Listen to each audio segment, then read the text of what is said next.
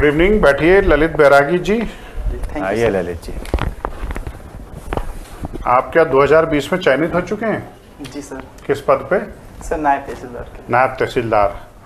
तो भाई जब आप चयनित हुए थे तब तो नायब तहसीलदार तृतीय श्रेणी की पोस्ट थी, जी सर। नॉन गजटेड थी, और अब वो द्वितीय श्रेणी की पोस्ट हो गई है, गजटेड हो गई है। तो क्या के लिए दे रहे हो पीएससी? बन तो गया गजटेड ऑफिसर, टारगेट पूरा हो गया तुम्हारा। सर आपकी बात सही है, परंतु सर जैसी मेरी प्राथमिकता है डिप्टी कलेक्टर, उसके लिए मैं सर प्रयासरत हूँ। उसके लिए प्रयासरत हैं। चलिए, और इसके पहले पटवारी भी थे आप, है ना? जी सर। अभी नायब तहसीलदार तो ज्वाइन किए नहीं होगे आप? नहीं सर। पटवारी पे हो गए कंटिन्यूस, है ना? जी सर। अभी हड़ताल पे हो कि छुट्टी पे हो? सर हड़ताल होने से पूर्व मैंने अर्जित अवकाश ले लिया था तैयारी के लिए, परंतु सर मेरा नैतिक समर्थन हड़ताल को है। हड़ताल को है नैतिक समर्थन? जी सर। तो आपकी हड़ताल से हमारे मध्य प्रदेश के लाखों किसान भाइयों को नुकसान नहीं हो रहा? उनके बटांकन सीमांकन का कार्य कैसे हो रहा होगा, आप ही सोचिए। जनता परेशान।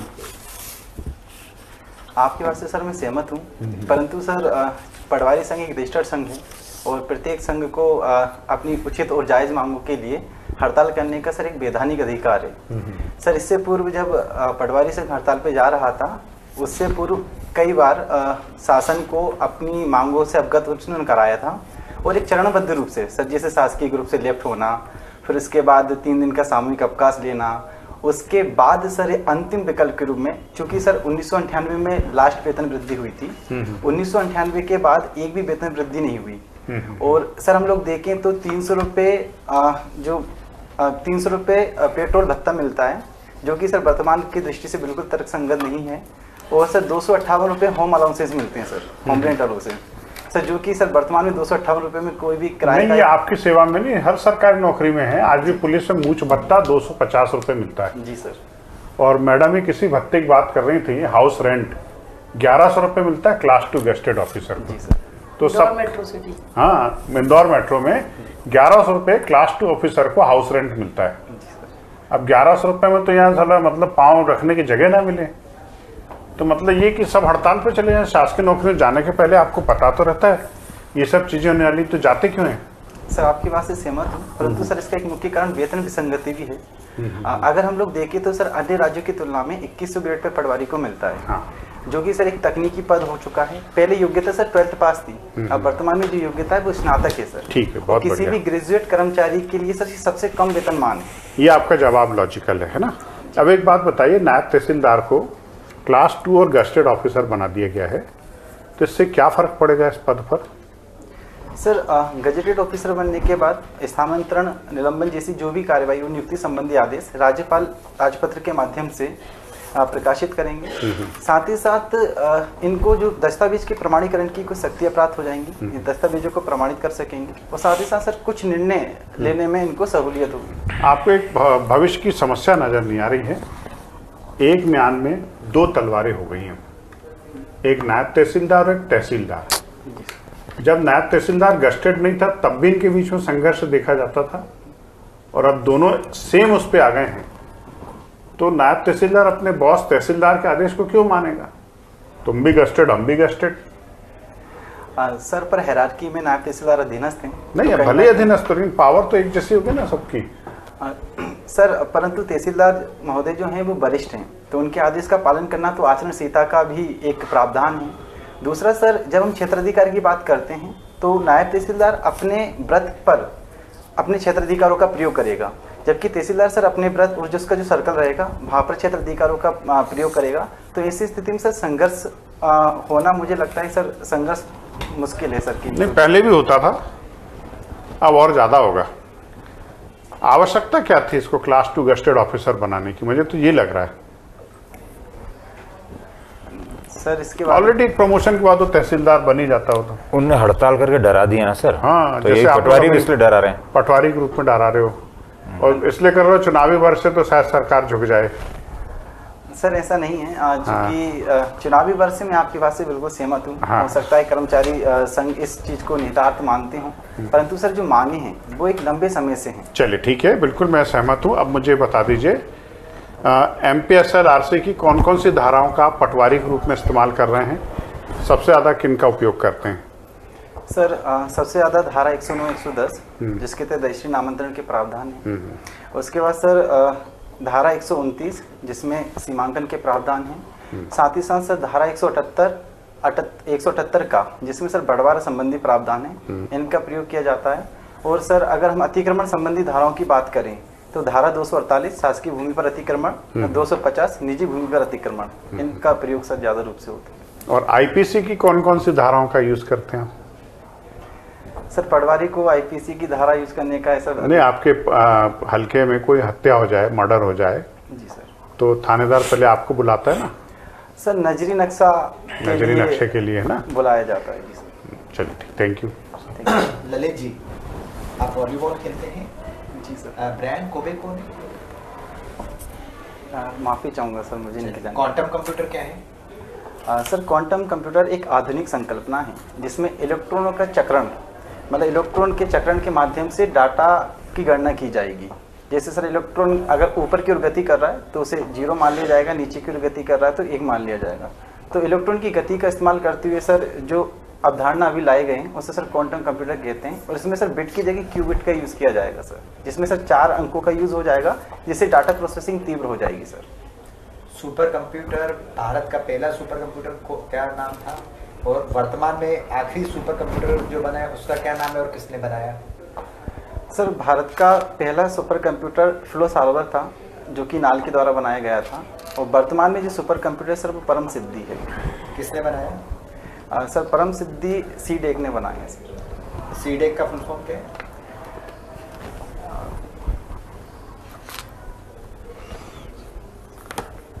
माफी चाहूँगा मेन सर। फ्रेम क्या है? जी सर। मेन फ्रेम क्या है?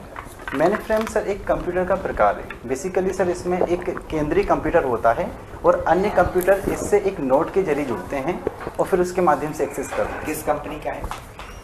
सर मेन फ्रेम कोई कंपनी नहीं है, बल्कि सर ये कंप्यूटर का प्रकार है सर। मतलब कंप्यूटर की जो श्रेणियों को हम लोग बांटते हैं तो mini computer, micro computer, main frame computer, तो उसको सी लैंग्वेज में हेडर फाइल क्यों जोड़ते हैं? माफ़ी चाहूँगा सर इसके जानकारी। एरे क्या होता है? सॉरी सर मैं अभी याद नहीं कर। लूप क्या होता है? माफी। आखिरी प्रश्न, डेटा स्ट्रक्चर क्या है? सर डेटा स्ट्रक्चर का तात्पर्य है जो डाटा और आंकड़ा है उसको क्रमबद्ध रूप से जमाना सर। Thank you. सरकारी नौकरी में होने की वजह से कुछ चीज़ें तो सरकारी नौकरी वाली जानते ही होंगे आप, है ना? जी सर। पटवारी पद पर खुद का कोई ऑफिस होता है? मैम पटवारी जैसा कि बताया जाता है कि पटवारी खुद एक चलता फिरता कार्यालय है, क्योंकि उसके पास खसरा, खतौनी, नक्शा जहाँ रहते हैं तो वो जहाँ पर भी कोई किसान उससे मिलने आ जाए और अगर वो वहाँ पर इन्फॉर्मेशन दे दे तो उसी को उसका कार्यालय मान लिया जाता है। ये कहा जाता है। जी मैम। ऑफिशियली पटवारी का कोई कार्यालय होता है? मैम ऑफिशियली पटवारी हल्के में पदस्थ होते हैं और जो नियमावली है उसके तहत उनको अपने हल्के में निवास करना होता है, तो सामान्यतः वही कार्यालय। मैम कार्यालय तो उपखंड अधिकारी महोदय का जो कार्यालय होता है वो उनका कार्यरत कार्यालय होता है। मैं वही पूछ रही हूँ, सॉरी। है ना? तो ये बताइए कि जब कार्यालय है तो कार्यालय में कितने सदस्य साथ में बैठ के काम करते हैं? जो उपखंड अधिकारी का कार्यालय है, जिस कार्यालय में पटवारी बैठते हैं, वहाँ कितने लोग कर्मचारी काम करते हैं? मैम वहाँ पर अलग अलग कर्मचारी होते हैं। जैसे कुल संख्या लगभग बता दीजिए बस। मैम ये संख्या अलग अलग हो सकती है हर ऑफिस में। ठीक है, आपके ऑफिस में कितनी है? मैम मेरे ऑफिस में लगभग 4 लिपिक हैं, एक तहसीलदार महोदय हैं, एक नायब तहसीलदार महोदय हैं, उसके बाद एक चेयरमैन हैं और एक सिक्योरिटी गार्ड हैं। उसके अलावा लगभग 29 पटवारी हैं और 29 दो राजस्व निरीक्षक होते हैं। मतलब बहुत सारे हैं कहा जाए तो। आंतरिक परिवार समिति आपके कार्यालय में गठित है? माफ़ी चाहूँगा मैम। आप आंतरिक परिवार समिति नहीं जानते? सॉरी मैम, मुझे इसकी जानकारी। कार्यस्थल पर महिलाओं का संरक्षण अधिनियम जी सुने हैं? जी मैम 2012 में इसे इंट्रोड्यूस किया। इसके अंतर्गत आंतरिक परिवार समिति हर कार्यालय में होना चाहिए, तो आप क्या नहीं गठित है?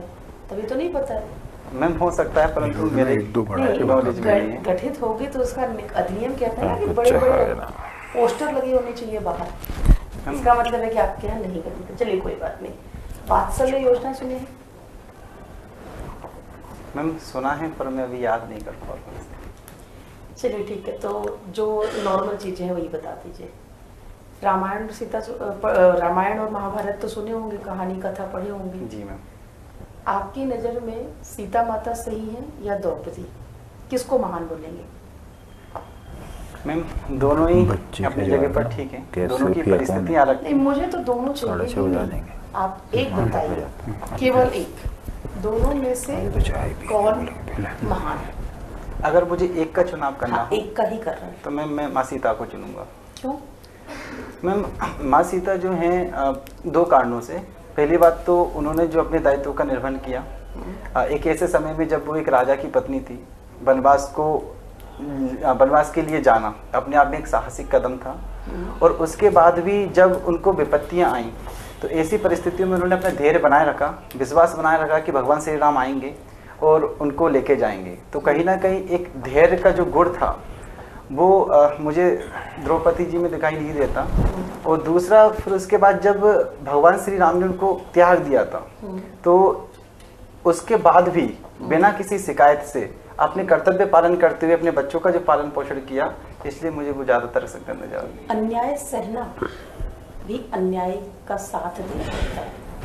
तो क्या माता सीता के साथ जो अन्याय हुआ उसको चुपचाप रह के सहना अच्छा हुआ? मैम अन्याय हुआ ये माता सीता अगर बोलती हैं कि उनकी तरफ से उनको लगता क्यों नहीं हुआ? अन्याय हुआ तभी तो लास्ट में बोली कि माता पृथ्वी को उन्होंने बुलाया कि आ जाओ, अब नहीं सहा जा रहा है। उनके अंतिम वक्तव्य यही है ना कि माँ आओ, अब नहीं सहा जा रहा है और मुझे अपनी गोद में स्थान दो। जी तो सहा ही तो।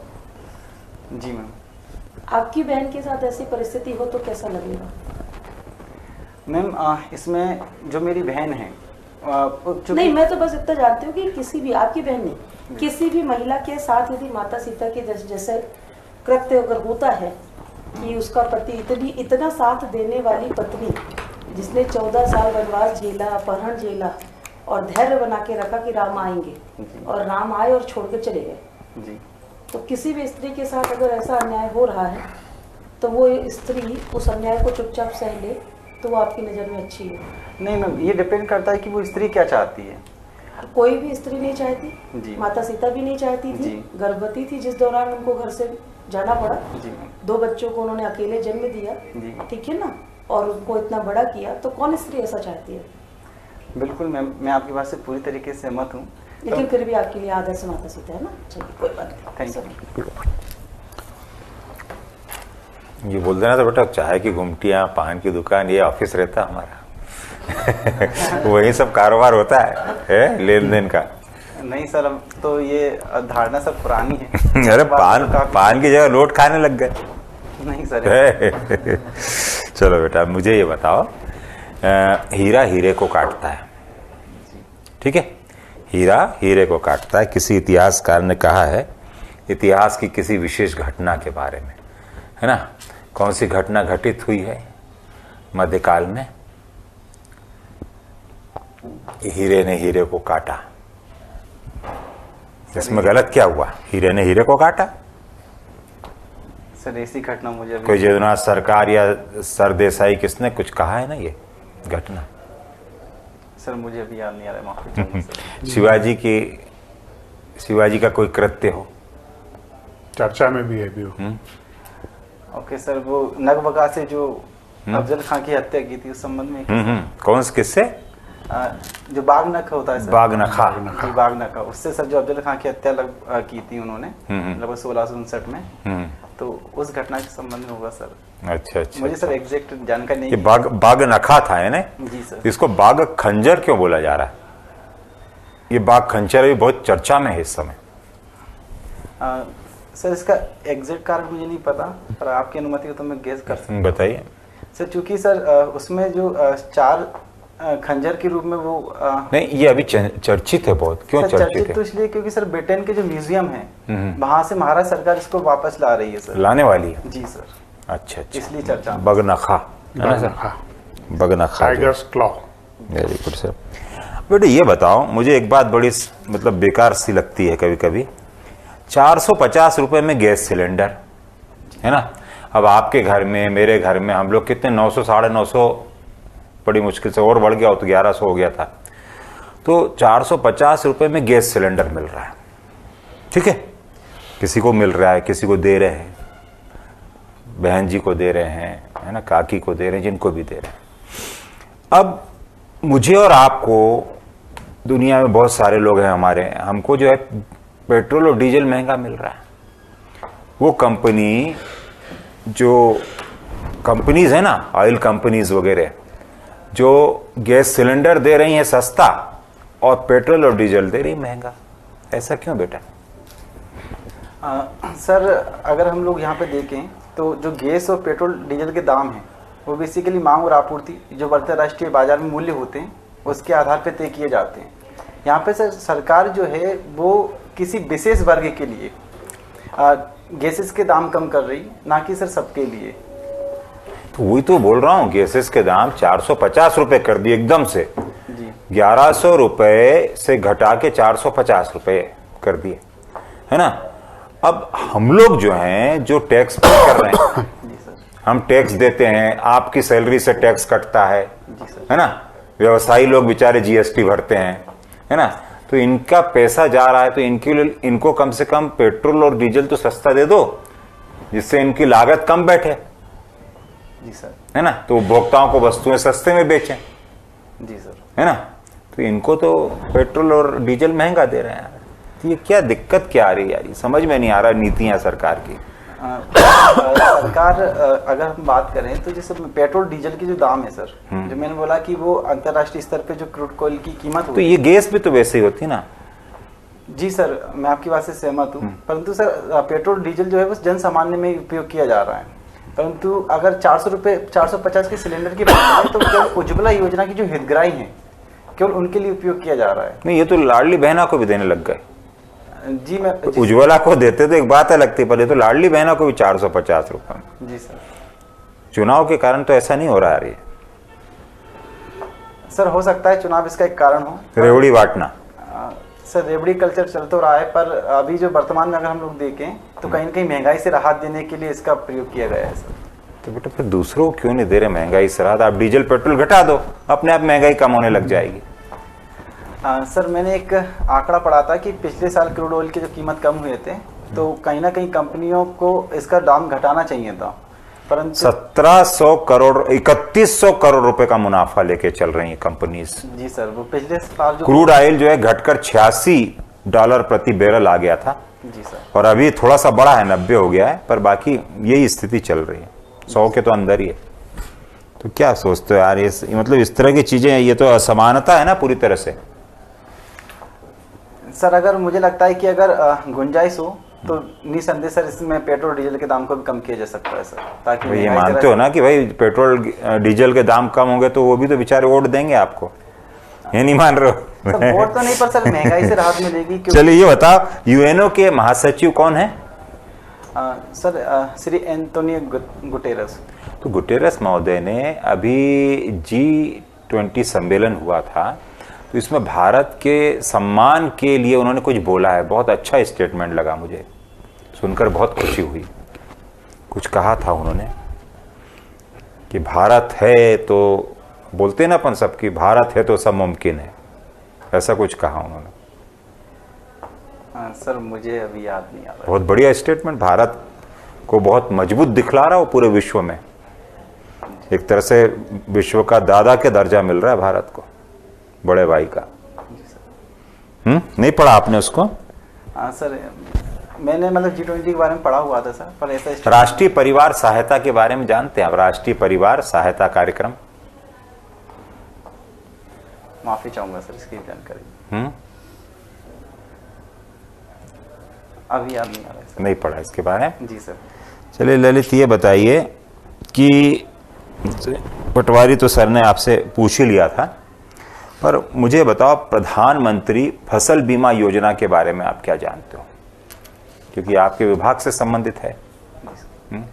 सर प्रधानमंत्री फसल बीमा योजना 2016 में प्रधानमंत्री श्री नरेंद्र मोदी जी ने सीहोर के शेरपुर से स्टार्ट की थी।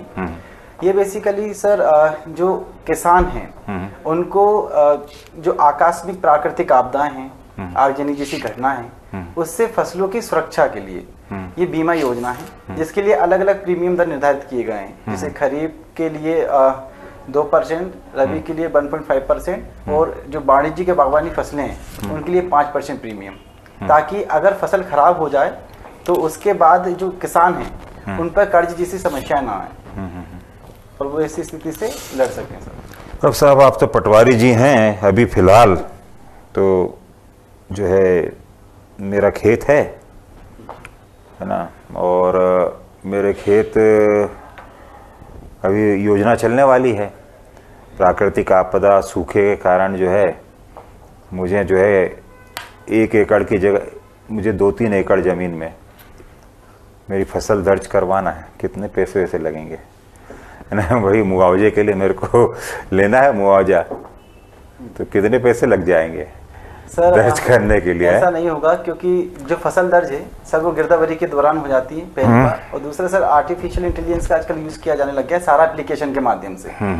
तो जितना आपका रकबा है उससे अधिक फसल दर्ज नहीं हो सकती। बेटा आगर और आसपास आगर है, शाहजहाँपुर है, ऐसे कई क्षेत्रों में पटवारी जो है अभी उनके ऊपर आरोप लगे हैं, कार्रवाई चल रही है अभी कि उन्होंने जो है कागजों पे बता दिया कि फसल जो है इतनी इतनी खराब हो गई, जबकि किसानों ने बोई नहीं थी वो फसल और खा गए वो सर मुआवजा राशि किसानों के खाते में। अब क्या मालूम कैसे गायब। सर तकनीकी रूप से तो ये संभव नहीं है। जैसे मान के चलिए कोई सर्वे क्रमांक है 1 और उस पर हम लोगों ने गिरदावरी के दौरान सोयाबीन की फसल चढ़ाई है, और चूंकि वो तो मौका स्थिति पे जाके ही चढ़ाएंगे, तो ऐसी स्थिति में खाली जमीन पर दोबारा कोई सोयाबीन की फसल कर दे तो आपराधिक मामला दर्ज हो गए बहुत सारे पटवारियों पे। सर ये ऐसा संभव हो सकता है कि जैसे कोई जमीन खाली थी और जब गिरदावरी कर रहे हो तभी उन्होंने गैर कानूनी तरीके से फसल चढ़ा दी हो, तो ये संभव है। परंतु यदि सही गिरदावरी हुई है, सटीक गिरदावरी हुई है, तो सर ऐसी स्थिति में ये संभव नहीं है वर्तमान में सर। चलिए ठीक है, थैंक यू। ठीक है ललित जी, बुलाते हैं आपको, है ना। Thank you sir. Okay.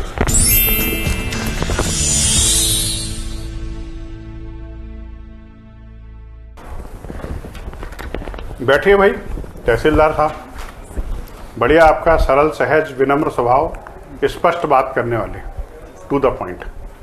Interview में यही विधा चाहिए, आत्मविश्वास के साथ, ठीक है ना।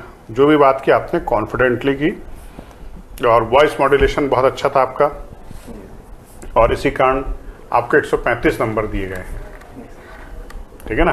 135 कम है क्या? सर अच्छा है, क्योंकि लास्ट टाइम मुझे 126 दिए थे। 126 तो इजाफा हो गया ना, लेकिन आप में वहाँ पोटेंशियल। पर पीएससी में जी सर, वो सर हिस्ट्री में बहुत गौतम सर का बोर्ड था, तो उन्होंने पूछा चंद्रगुप्त के पिता के नाम, माता का नाम बहुत, और चंद्रगुप्त के 4 गुरुओं के नाम, फैक्चुअल के 4 क्वेश्चन पे आ भाइयों जाते के नाम, हैं। तो वो बने ही नहीं सर। कोई जरूरत नहीं ना। 5 नंबर इसमें गए हैं, या पूरे टाइम फाइल को उंगलियों से ये पूरे टाइम कर रहे हो, वो लिखा दिया। बेसिकली क्या करते हैं, फाइल वहाँ रखी हो जाती ना, तो मैं हैंड मूवमेंट ऐसे रख लेता, तो जनरली वहाँ पे ऐसा नहीं होता। पर सर आज फाइल हाथ में थी तो पूरे टाइम ही रहा है, पूरे। अब आपको करना क्या है? जी सर। 135 से 145 150 में पहुंचने के लिए पहला, करंट अफेयर्स टिल इंटरव्यू, बिल्कुल अपडेटेड रखें अपने आप को, पिन पॉइंट, बिल्कुल एक एक बातें आपको, न्यूज़ और उनके ऊपर आपके व्यूज़ बिल्कुल अप टू डेट रखी, है ना। फिर दूसरा, सरकार की योजनाएं, स्पेशली रिलेटेड टू किसान, क्योंकि आप पटवारी हैं और अब नायब तहसीलदार सेलेक्ट हो गए हैं। किसान से जुड़ी हुई और आम नागरिकों से जुड़ी हुई मध्यप्रदेश शासन की योजनाएं, ठीक है ना। बच्चों और महिलाओं से जुड़ी हुई, वृद्धजन से जुड़ी हुई, ठीक है ना। और अपने एकेडमिक सब्जेक्ट, इन पर आप जितनी तैयारी कर सकते हैं उतनी कम है। अदरवाइज आपके साथ प्लस पॉइंट ये है कि आपको पर्सनालिटी पे काम नहीं करना, आपको सिर्फ नॉलेज पे काम करना है। अगर आपको पर्सनालिटी पे काम करना होता तो टास्क बहुत मुश्किल हो जाता, क्योंकि व्यक्तित्व तो रातों रात नहीं बदल सकते हम किसी का, कई साल लगते हैं उसमें। तो आपको पर्सनालिटी फर्क नहीं करना, यही आपकी सबसे बड़ी जीत है। बाकी ये स्काई इज नॉट लिमिट, ठीक है ना। तो यहाँ पर आप करते रहिए, करंट अफेयर्स पढ़ते रहिए टिल इंटरव्यू। अपने सिनॉप्सिस बनाइए। दैनिक भास्कर में मध्य प्रदेश शासन की उपलब्धियों के भर पेज विज्ञापन आ रहे हैं, बस उनको तैयार कर लिया ना आपने, तो आप बोर्ड के बहुत सारे प्रश्नों के जवाब दे देंगे। जी सर। कब इंटरव्यू? सर मेरा तो परसों को है, पर मैंने करंट अफेयर्स तैयार कर लिया, मतलब काफी हद तक। तो चलो बढ़िया। और एक रजिस्टर बना लिया सर पूरा। मेरे ख्याल से आप तैयार हो यार परसों के लिए, जी सर। है ना? तो best of luck. Utkarsh academy की तरफ से आपको उज्जवल भविष्य के लिए अग्रिम शुभकामनाएं, थैंक यू सर। है ना? Thank you. कि आपने बढ़िया शानदार प्रमोशन लिया, पटवारी से एनटी से डीसी। इतना फास्ट प्रमोशन तो दुनिया में किसी अधिकारी को नहीं हुआ जितना आपका हो रहा है। Okay, best of luck.